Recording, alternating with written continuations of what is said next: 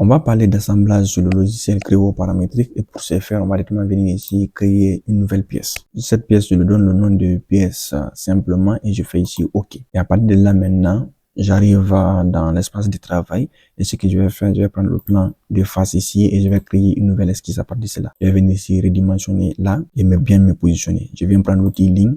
Je viens tracer une ligne à partir d'ici et je me positionne comme ça et je clique sur le molette de ma souris une fois et je clique pour une deuxième fois. Je double-clique sur l'angle qui est là et je mets 135 et je fais entrer. Et à partir de là, je vais venir prendre ici cote et je viens côté la droite là, je clique là-dessus, je clique sur la molette de ma souris et je donne une dimension de 80 et je fais entrer. Donc là, je vais venir cliquer ici sur redimensionner ou bien zoomer au mieux. Donc à partir de là maintenant, on va essayer de décaler cette droite. Pour ce faire, on va venir ici prendre l'outil de décalage qui est là et on va venir décaler cette droite. Et moi, je vais la décaler de 15 mm, je fais entrer et à partir de là, je viens valider ici en cliquant ici. Donc, il va me donner la possibilité de créer encore un décalage, mais cette fois-ci, on va décaler de moins 15 mm et je fais entrer. À partir de là, maintenant, je peux valider. Donc là, on est bon. Ce que je vais faire, je vais cliquer sur cette droite et le petit menu qui s'ouvre, je vais prendre ici construction. Donc là, la droite là devient une ligne de construction, celle-là reste visible. Ce que je vais faire, je vais venir prendre la cote là, je vais tracer entre cette droite et cette droite, je vais une dimension de 15 et je fais entrer. Entre cette droite et cette droite, je vais une dimension aussi de 15 et je fais entrer. À partir de là, maintenant, mes droites sont entièrement contraintes. Et ce qui est bien, c'est que est-ce que je peux maintenant les déplacer? Je vais voir que je peux plus les déplacer, ce qui est très bien. Donc, ce que je vais faire maintenant, je vais venir prendre ici, arc par 3 points. Donc, je prends le centre là, le point là et ce point. Je me déplace jusqu'à ce que je sois tangent et je fais OK. Je fais pareillement en bas ici, je me déplace jusqu'à ce que je sois tangent et je clique sur la molette de ma souris et à partir de là, je suis bon. Donc, ce que je vais faire, je vais essayer de voir maintenant, est-ce que, voilà, j'ai mes droites qui peuvent bouger, est-ce que je suis entièrement contraint. Donc, je vérifie bien que je suis entièrement contraint et si ça c'est bon, je vais venir prendre ici l'outil cercle. Je vais me positionner ici, je me déplace et je clique sur la molette de ma souris. Et ce cercle-là, je vais essayer de lui donner une dimension. Je vais donner une dimension de 15 mm et je fais alors entrer. Donc, à partir de là, mon esquisse est entièrement terminée et tout est entièrement contraint. Donc, je viens terminer mon esquisse. Ce que je vais faire, je vais me positionner ainsi. Je prends extrusion. Et dans extrusion, je vais venir ici dans profondeur. Je vais donner une profondeur de 10 mm et je fais entrer. Donc, à partir de là, je valide. Et là, ma pièce est entièrement terminée. Ce que je vais simplement faire ici, c'est d'aller dans affichage. Et quand je viens dans affichage, je vais prendre apparence ici et je prends l'apparence là pour cette pièce et je viens cliquer ici dans tout. Je prends ici corps et je clique sur la pièce et je fais valider en cliquant sur la molette de ma souris. Donc, ma pièce là, elle est entièrement terminée. Donc, ça, c'est ma pièce 1, ça. Donc, je vais faire CTRL S et j'enregistre ça dans mon répertoire de travail qui est là. Donc, je clique là-dessus et je fais ici valider. Donc, ce que je vais faire, je vais revenir ici, cliquer sur nouveau et ici, je vais l'appeler pièce 2 et je clique ici sur OK. Donc, à partir de là, une nouvelle pièce s'ouvre. Je prends toujours le plan font, je crée une nouvelle esquisse, je valide ici en repositionnant et je fais presque pareillement. Je clique ici sur l'outil ligne, je trace une ligne, je clique sur la molette de ma souris, je clique encore. Je donne une dimension de 135 ici, je valide. Je viens prendre l'outil cote, je clique sur cette droite, je valide en cliquant sur la molette de ma souris et je donne 80 mm et je fais entrer. Je viens cliquer ici pour réajuster. Je clique sur la molette de la souris pour finir avec la cote. Je viens prendre ici l'outil de décalage. Je clique sur cette droite, je décale de 15 mm, je fais entrer. Je viens valider ici, je clique sur cette droite. Et cette fois-ci, je valide en mettant moins 15 mm. Je fais entrer et je valide ici. Je clique sur cette droite. Je transforme ça en géométrie de construction. Je viens prendre l'outil cote. Je cote cette droite et cette droite. Je fais un clic sur la molette de ma souris. Je valide. Pareillement entre ici et ici. La molette de ma souris, je valide. Je viens prendre ici arc par 3 points. Je double-clique ici. Je clique simplement. Je m'excuse. Et je mets en tangent. Je clique là aussi, je clique, je mets encore en tangent et dès que c'est bon, je valide. Donc, à partir de là, mon esquisse est entièrement terminée et entièrement contraint, ça ne bouge plus. Ce que je fais alors, je viens valider, je viens prendre ici extrusion et j'extrude ici à une dimension de 15 mm. Donc, je bouge ici ou je double-clique là, je mets une dimension de 10 mm, je m'excuse et je fais ici entrer. Donc là, je valide. Et à partir de là, maintenant, je choisis une face. Donc, je vais prendre la face là, je clique là-dessus. Je viens prendre ici esquisse. Et à partir de là, je positionne ici très bien.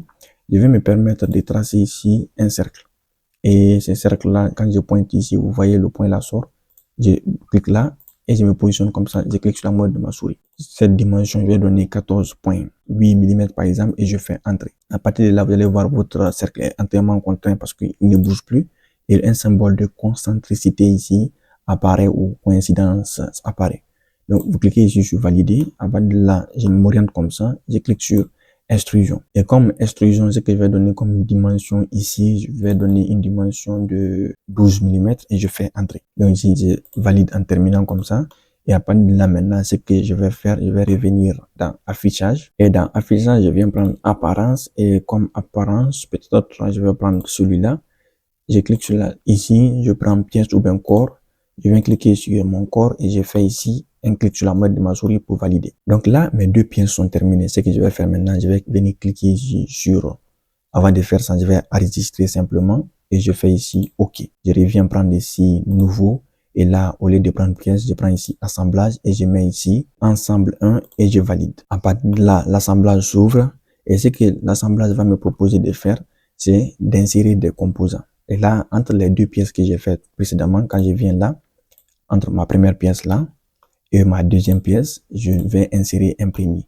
Donc, je vais insérer la première pièce qu'on a faite là. Et celle-là, je vais venir cliquer simplement ici, assembler. Quand je clique sur assembler, il va m'ouvrir où se trouvent mes fichiers. Et là, je vais choisir ma première pièce. Et là, je l'avais appelée pièce ici. Donc, je clique sur pièce et je fais ouvrir. Et là, je vais faire Shift et la molette de ma souris pour me déplacer comme ça. Donc, la pièce là est insérée. Maintenant, pour tout assemblage, il me faut forcément bloquer un premier composant ou un des composants. Donc, moi, je vais choisir la pièce là comme étant la pièce à bloquer. Donc, je vais venir ici cliquer sur la petite flèche là. Je vais ici définir par l'utilisateur. Vous avez plusieurs solutions ici. Donc, vous pouvez cliquer ici sur rigide si vous voulez. Vous avez aussi restriction courante. Vous avez ici toutes les valeurs ici. Donc, nous, ce qu'on va faire, on va prendre ici fixer. Donc, on va fixer notre pièce et la pièce là va rester bloquée sans bouger. Ou soit, je prends ici valeur par défaut. Quand je mets valeur par défaut, donc, elle reste fixée là, elle ne va plus bouger. À partir de notre repère, elle reste bloquée ici, ce qui est très bien. Donc, après, je fais ici OK. Donc, on a inséré ici notre première pièce et ça, c'est bien. Maintenant, ce que vous pouvez faire pour voir est-ce que la pièce, elle est bien fixée, elle est bien bloquée, c'est de venir cliquer ici sur la petite main qui est là. Vous venez cliquer sur le composant là et vous essayez de voir si vous pouvez la déplacer. Vous ne pouvez pas déplacer, donc du coup, ça veut dire que c'est bien bloqué. Et un signe qui vous permet de savoir est-ce qu'il est bien bloqué, il est ici au centre du repère de notre assemblage, ce qui est très bien. Donc, je viens encore cliquer sur assembler et là, je viens prendre pièce 2 parce que c'est ma deuxième pièce et je viens cliquer là. Donc, vous voyez ici, la pièce est là et le repère là me permet de déplacer ma pièce dans tous les sens que je veux. Donc, ce que je vais faire, je vais la tourner dans l'autre sens plutôt. Donc, je vais la tourner comme ça. Et je vais me déplacer ainsi et la ramener, non, peut-être la ramener par là. Donc, à partir de là maintenant, je vais faire Shift et la molette pour me déplacer ainsi. Et aussi, j'ai deux choix. Soit je laisse définir par l'utilisateur et je me débrouille pour faire quelque chose. Ou soit je reviens directement prendre ici les types de liaisons que je peux créer. Donc, si je prends pivot, parce que moi, c'est pivot que je vais faire, je peux directement le faire comme ça. Donc, je clique ici sur pivot. On va me demander de choisir mes axes. Je vais zoomer ici un peu. Vous allez voir que quand je pointe là, j'ai accès à ça. Donc, je vais cliquer par exemple sur cette surface et je vais choisir cette surface ici comme axe. Donc, à partir de là, mes deux surfaces restent bien en contact et je peux bien sûr me permettre de faire une révolution. Donc, ce que maintenant je vais faire, c'est de bloquer la translation. Donc, dans la translation, vous pouvez faire d'une manière coïncidente ou d'une manière avec distance. Donc, quand vous faites avec coïncidence, par exemple, je vais prendre par exemple, supposons cette face et cette face. Vous allez voir directement, ça va bloquer comme ça. Et là, on n'a pas d'espace entre les deux. Donc, si vous voulez séparer, vous pouvez pas parce que c'est en coïncidence. Donc, quand vous cliquez là, vous mettez par exemple distance. En ce moment, vous pouvez pousser légèrement pour voir un peu de jouer entre les deux faces. Donc là, nous, on va laisser peut-être un petit jouet de 2 mm entre les deux faces et on fait entrer. Donc, à partir de là, maintenant, nos deux pièces sont entièrement assemblées. Et vous allez voir ici, dans votre repère, vous n'avez qu'une seule rotation qui est disponible maintenant. La rotation, c'est dans ce sens-là. Donc, vous allez voir, tous les autres là deviennent blancs. Et quand ils deviennent blancs, ça veut dire que vous ne pouvez plus les utiliser. Donc, ça veut dire que votre assemblage, il est terminé. Donc, je vais venir cliquer ici alors sur OK. Et à partir de là maintenant, vous avez vos deux pièces ici. Et ce que je vais faire, je vais venir en bas ici, cliquer sur ma petite flèche là et prendre ici les repères et cacher ici tous mes repères. Donc là, on est bon. Et ce qu'on va faire maintenant pour bien profiter de notre assemblage, c'est de venir cliquer sur la petite main là, venir cliquer sur le composant là et se déplacer. Donc vous allez voir, vous pouvez faire votre rotation ici tranquillement. Donc là, voilà comment la pièce se comporte. On l'a assemblée et on est bon. Et là, c'est les contraintes qu'on a appliquées qui sont vraiment respectées. Donc c'est ce qu'on voulait, juste une rotation autour de l'axe qu'on a choisi. Donc on est bon comme ça. Et là, vous pouvez laisser la pièce dans la position que vous voulez. Donc voilà. Donc à partir de là maintenant, vous pouvez faire ici OK. Vous fermez ici. Et là, vous avez votre pièce ici simplement. Donc j'espère vraiment que cette vidéo vous aura plu et elle vous aura été vraiment utile. Si c'est le cas, n'hésitez pas à vous abonner, à me laisser un gros pouce bleu. Et sur ce, nous, on va se dire à très bientôt pour de nouvelles vidéos. Et entre-temps, prenez soin de vous.